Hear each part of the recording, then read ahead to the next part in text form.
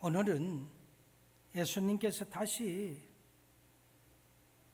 살아나신 사건은 과학적으로 단순히 사람이 죽었다가 다시 살아날 수도 있겠구나 하는 세상에 일어날 수 있는 기적의 그 가능성을 말하고자 하는 것입니다.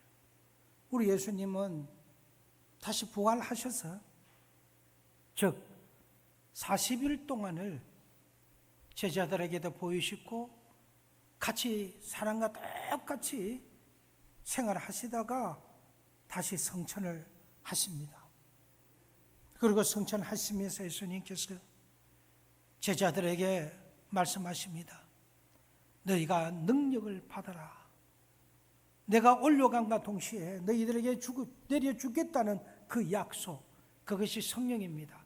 그 성령을 받고 너희들이 모든 것을 움직이라고 이렇게 마지막 당부를 하시고 성천을 하시지요.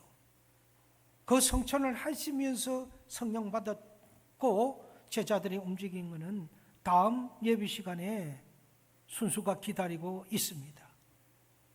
오늘은 40일 동안의 제자들과 함께 동행하시는 그 예수님에 대하여 말씀을 증거하고자 합니다. 예수님의 그 죽음과 부활은 이 땅이 다시 창조된 것과 같은 새로운 역사입니다. 고린도후서 5장 17절에 보니 그런즉 누구든지 예수 그리스도의 안에 있으면 새로운 피조물이라. 이전 것은 지나갔으니 보라 새 것이 되었더라고 말씀하고 있습니다.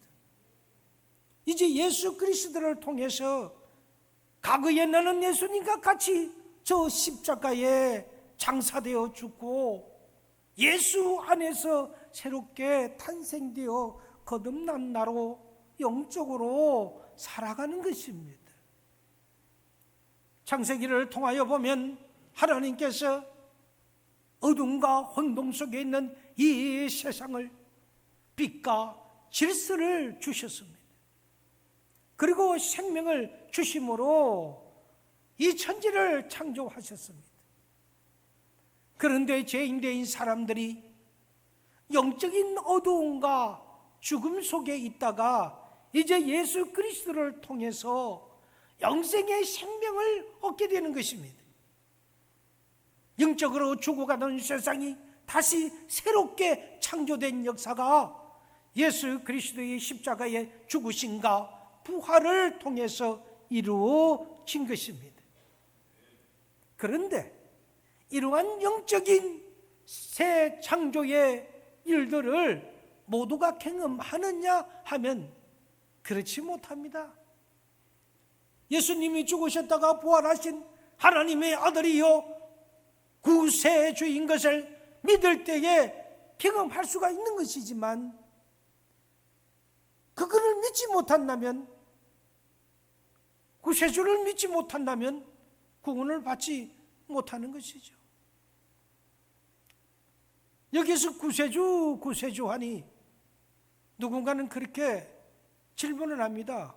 목사님, 구세주가 뭐예요? 그런데 그 뜻은 분명한 뜻을 오늘 아주 쉽게 설명해 드리겠습니다. 구세주는 영어로는 Savior, 다시 말해서 세상을 구원하는 자라는 뜻을 가지고 있습니다. 다시 말하면 인류를 죄악에서 구원하는 예수 그리스도를 이끌는 말로 메시아입니다. 그래서 이 구세주를 한문으로 쓰면요, 이 구원할 구자와 세상 세자와 주인 주자인 임금주를 씁니다. 따라서 세상을 구원할 주인이란 뜻이 구세주입니다. 오늘 말씀에 두 제자가 나옵니다. 이들도 처음에는 예수 그리스도의 부활을 믿지 못하고 영생의 소망을 누리지 못하는 자들이었습니다. 두 제자는 예수님이 죽으시기 전에 대단한 기대와 소망을 가지고 예수님을 따르던 제자였습니다. 21절에 보니까 예수님께서 이스라엘을 구속할 자라고 그렇게 바라고 있었다고 했습니다. 그런데 안타깝게도 예수님은 십자가에 죽으셨고 예수님이 죽으신 지 사흘째가 된 것입니다. 몇 명의 여자들이 죽으신 지 사흘째가 됐는데 예수님의 무덤에 갔다가 천사들과 만났고 그 천사들로부터 예수님이 살아나셨다는 소식을 들었지만 그들의 눈으로 예수님을 직접 보지는 못했다는 것도 전해 들었습니다. 이 두 제자들은 그 여자들의 말은 허황된 말이라고 여겨버립니다. 그리고 이제 예수님이 죽으신 그 예루살렘을 등지고 이제는 엠마오라는 곳으로 자신들의 할 일을 찾아서 떠나고 있는 것입니다.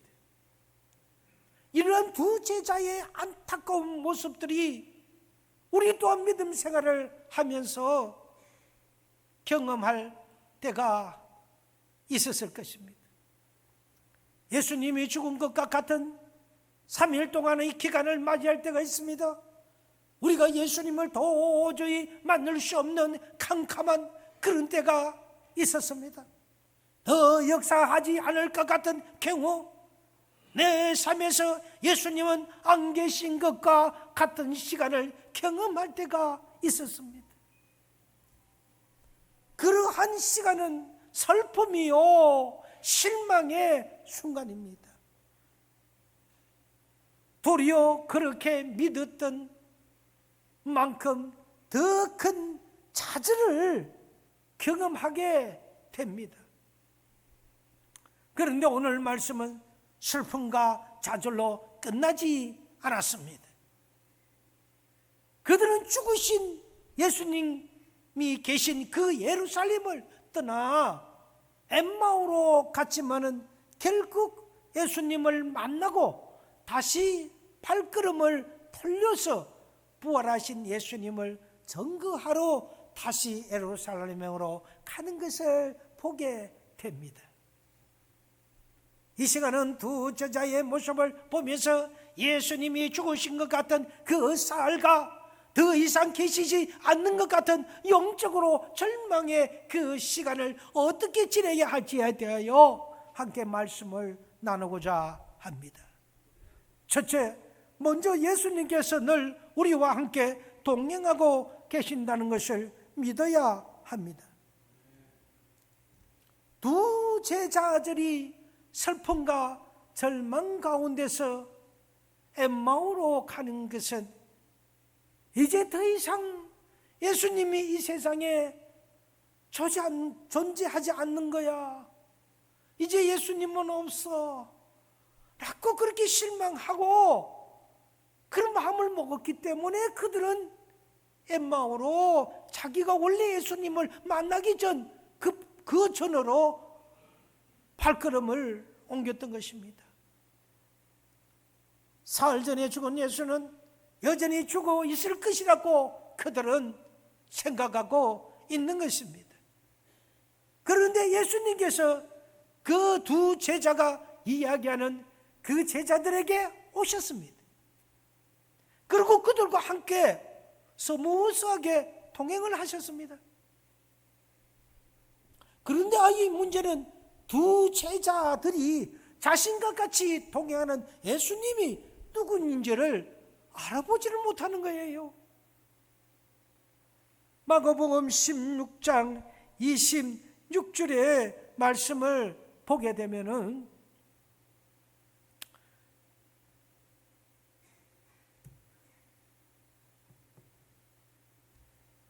말씀 자체에서 그 후에 저희 중 두 사람이 걸어서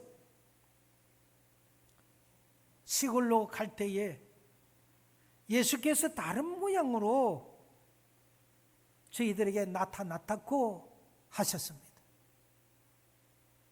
예수님께서 다른 모습으로 나타났다고 했는데 그것은 어떠한 모습일지는 확실히는 알 수는 없습니다.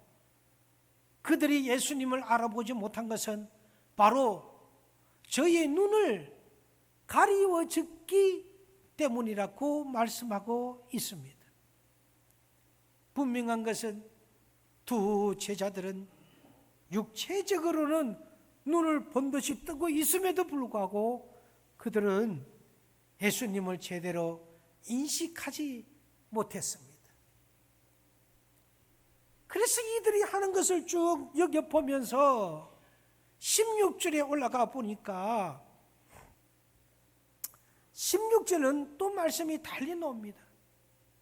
그들이 눈이 가리워졌다고 했는데 가리워졌다는 그 말은 크라테오라는 말을 쓰는데 그 말은 눈이 고정되어 변동이 없음을 의미합니다. 그러니까 두 제자들이 예수님을 제대로 알아보지 못한 것은 곧 예수께서 죽으셨다는 생각에 사로잡혀 있기에 예수님께서 지금 그들과 동행함에도 불구하고 바로 옆에서 같이 있는데도 불구하고 그들은 예수님을 예수님인지 깨닫지 못하는 것입니다.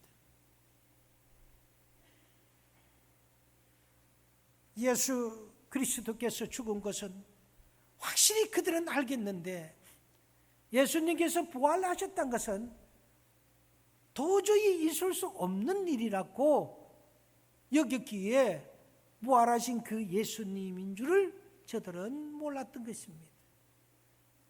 우리가 예수님이 우리의 삶 가운데서 살아계심을 체험할 수 있는 것은 그분이 지금 부활하셔서 우리 가운데 살아서 여기서 하심을 믿을 때만이 가능한 것입니다. 내가 직감적으로 예수님의 존재를 느끼지 못했다면 그러면은 예수님은 없으신 것입니다. 직감적으로 예수님은 살아계신다고 느끼면은 그분들은 예수님을 발견하셨을 것입니다. 우리와 함께 하심을 믿을 때에 그분의 동행하신 것을 경험하게 되고 그분이 하시는 것을 예수님인 줄을 알아내는 것입니다. 믿음이 부족하니 나의 믿음의 이 눈도 가려지는 것입니다. 둘째, 예수님은 자신을 알아보지 못한 제자들이 너무 안타까웠습니다. 그들이 예수님의 부활을 믿는 그 믿음이 조금이라도 있었다면은 자신을 알아볼 텐데 하나님의 말씀을 믿지 못하고 자신들의 생각과 아집 가운데 붙들려 있는 그들을 불쌍히 보셨습니다. 그리고 두 제자들을 향하여 말씀하십니다.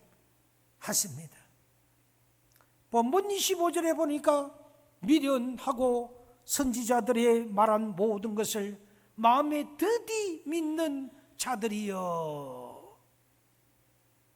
그리고 26절에 이어서 그리스도가 이런 고난을 받고 자기의 영광에 들어가야 할 것이 아니냐라고 했습니다.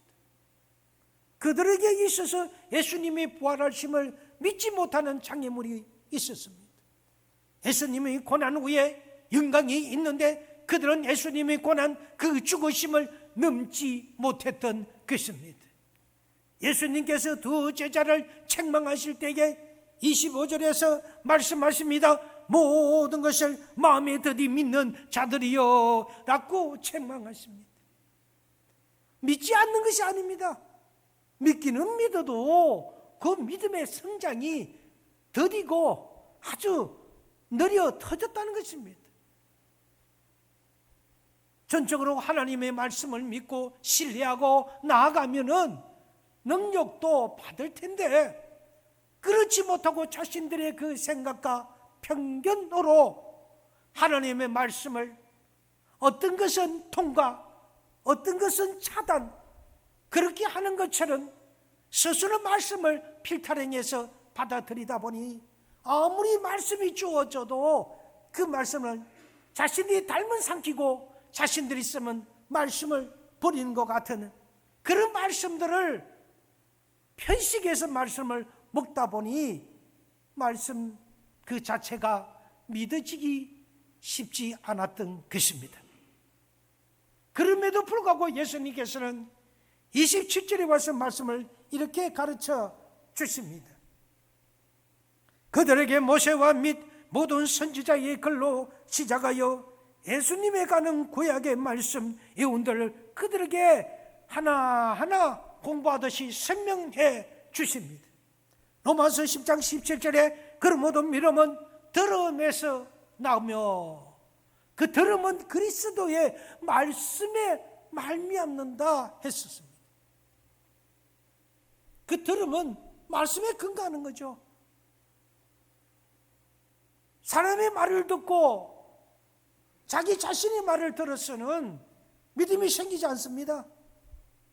사람의 말을 들으니까 사람만 말을 듣잖아요. 하나님 하는 말을 들으면 하나님의 말씀을 들었기 때문에 하나님의 말씀이 믿음이 생기잖아요. 그러므로 그리스도의 말씀을 들어야 합니다. 설교를 들어야 합니다. 설교할 때 손으로 깜짝깜짝거리고 호작질하지 말고 눈은 목사의 입을 향하고 필기할 사람은 필기를 해도 손만 갖고 필기하면 돼요.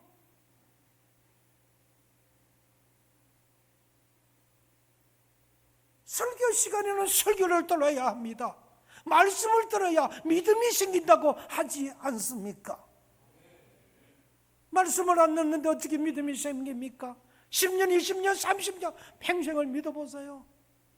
설교 시간에 와서 졸기만 조고 왔다면 했다 나도 모르겠다 잠이나 자자 해서 막 아예 마음을 푹 놓고 하나님의 전이니까 하고 그냥 막 푹 자다가 푹 하시는데 그렇게 매일 해보세요. 그렇게 해보세요. 인생도 그처럼 됩니다. 인생도 뭔가에 뭐가 나고 뭔가에 새롭게 되고 뭔가에 긍정적인 인생이 새롭게 비전을 갖고 달려가고 그 비전을 이루어내는, 그리고 오늘부터 내일이 뭔가를 달라져야 되는 그런 비전이 있는 인생을 살아가야 되는데 맨날 잠만 자보세요. 어떻게 됩니까? 멈춰져 있습니다. 발전이 없습니다. 하나님의 말씀을 듣고 아멘 아멘 아멘 할 때에 제대로 빨리 믿게 되는 것입니다. 아멘 하는데 세금 내라는 것도 아니고 아멘 하는데 요금 내라는 것도 아닌데 왜 그리 아멘 소리에 인색하십니까? 그래 돼야 되는 거예요. 저래 돼야 되는 거예요. 우리 향하여 박수 한번 칩시다.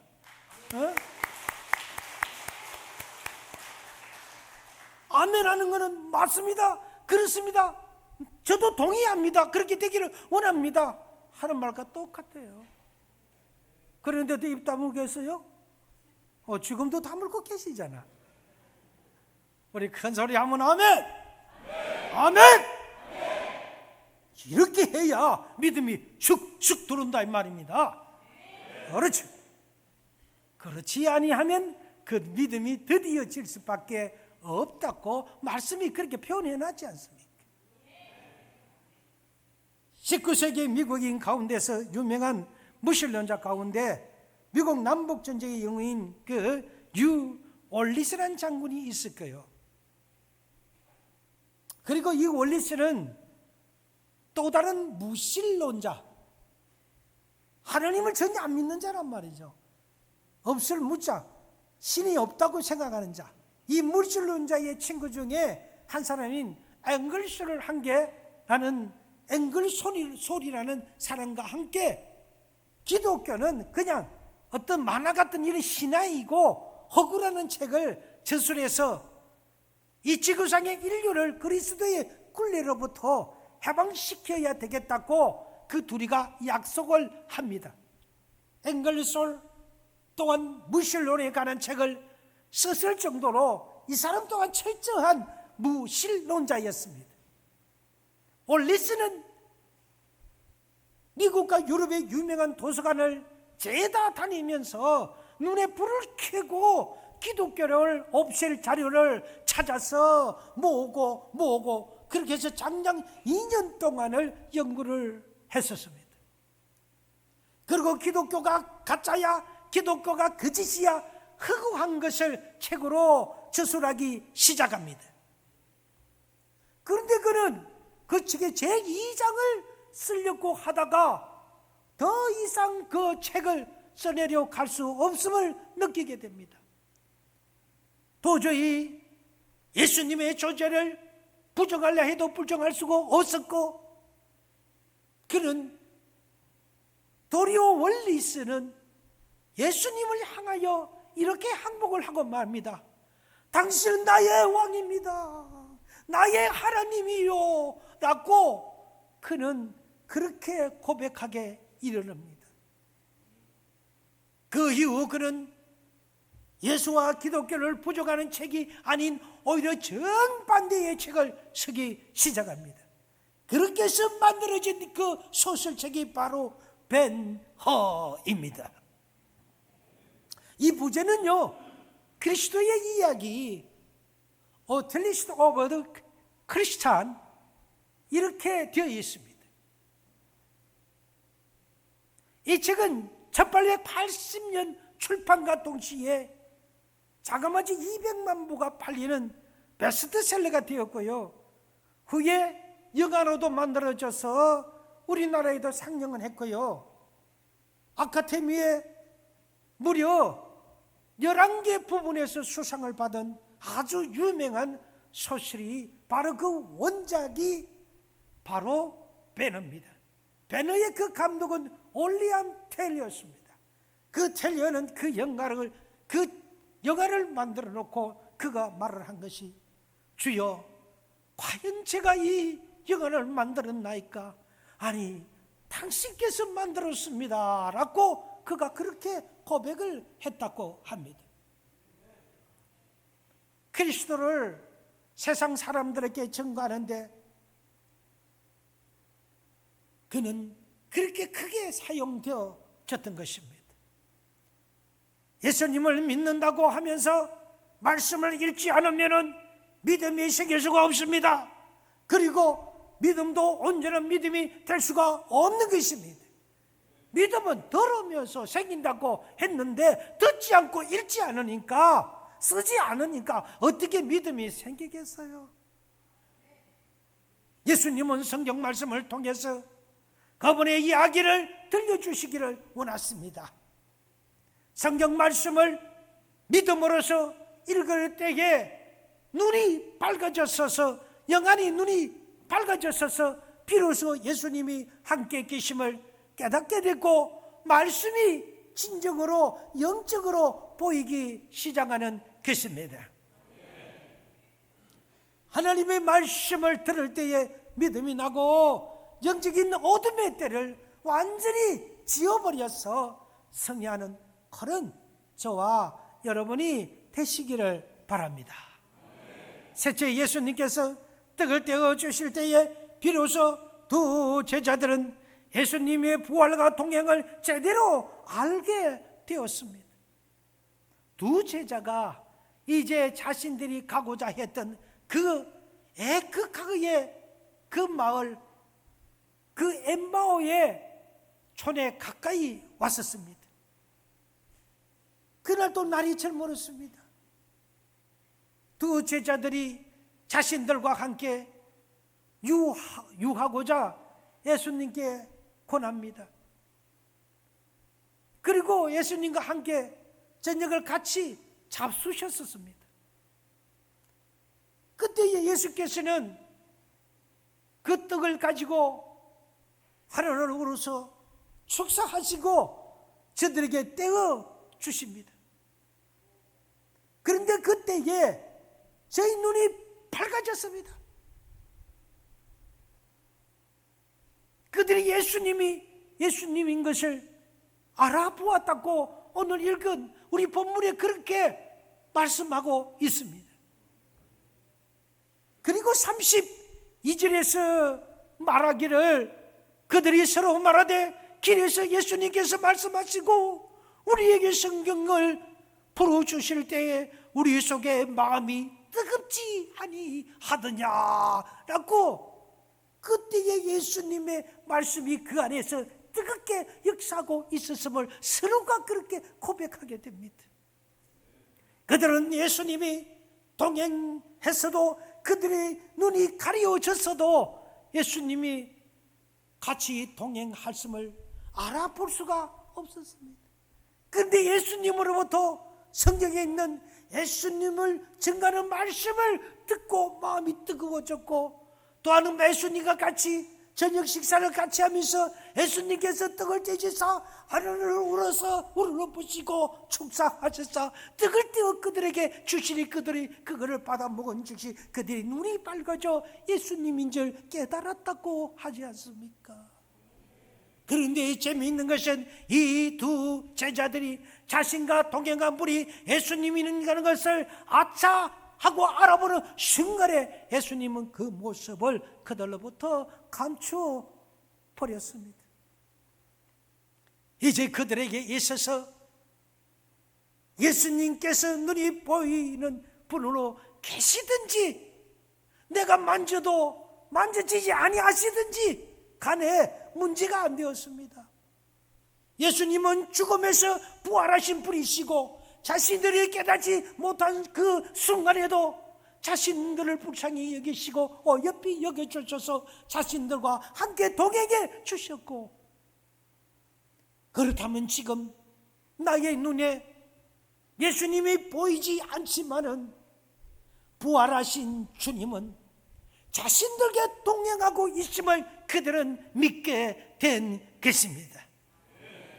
그리고 예수님이 들려주신 말씀이 예수님이 되어주셔서 말씀이 예수님이 되어주셔서 그들 안에서 뜨겁게 그들을 역사하고 사로잡고 있기 때문입니다.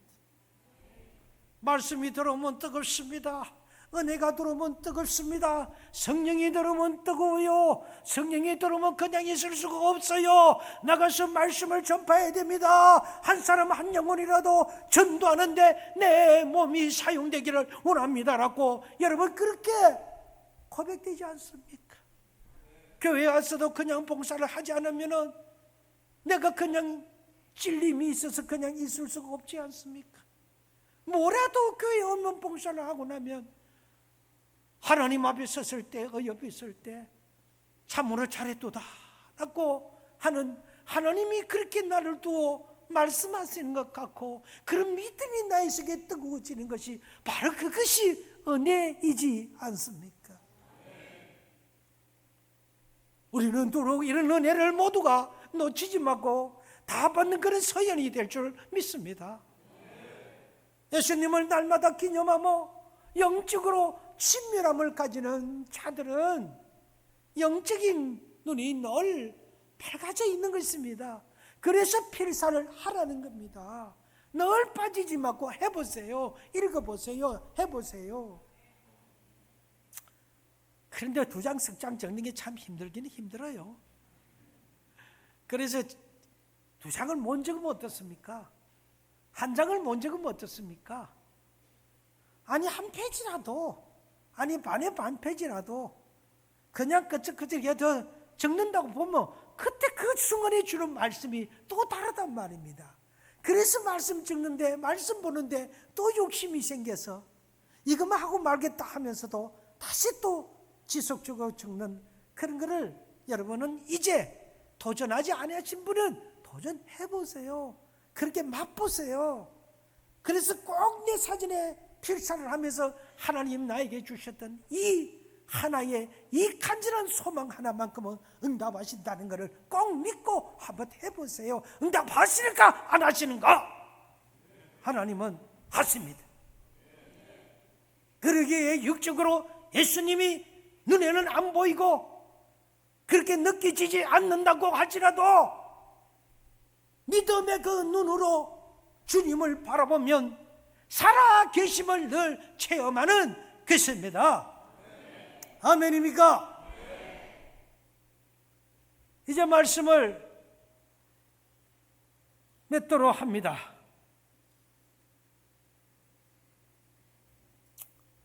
어려운 가운데서 그토록 예수님을 찾아도 응답받지 못하고 예수님께 무엇을 기대했지만 아무런 변화도 없을 때도 있습니다.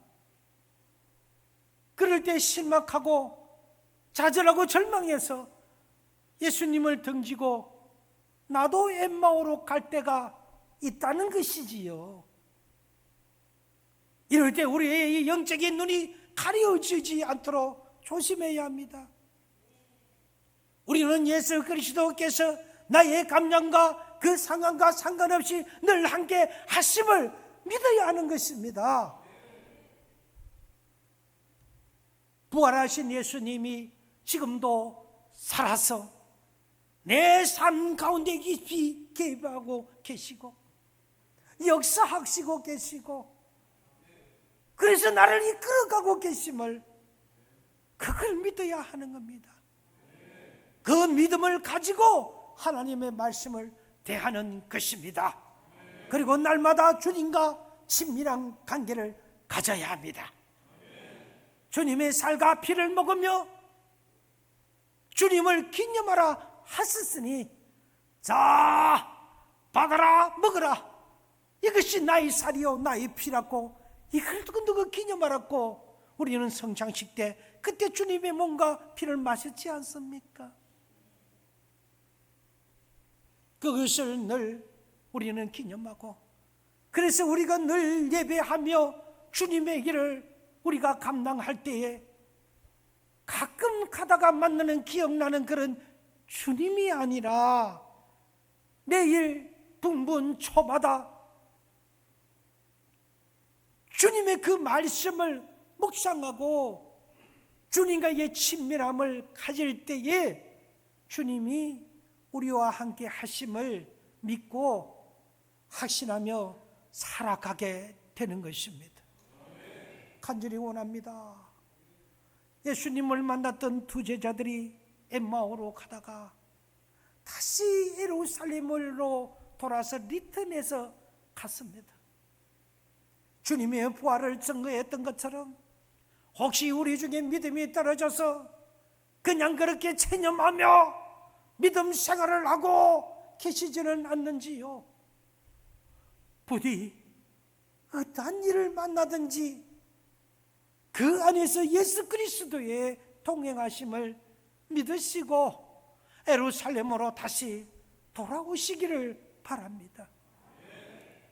그래서 주님이 나에게 주님 되시는 것을 새롭게 경험하며 그것을 이 땅에 예수님을 증거할 수 있는 그런 복된 서연의 성도들이 될 수 있기를 이 시간 간절히 축원드립니다.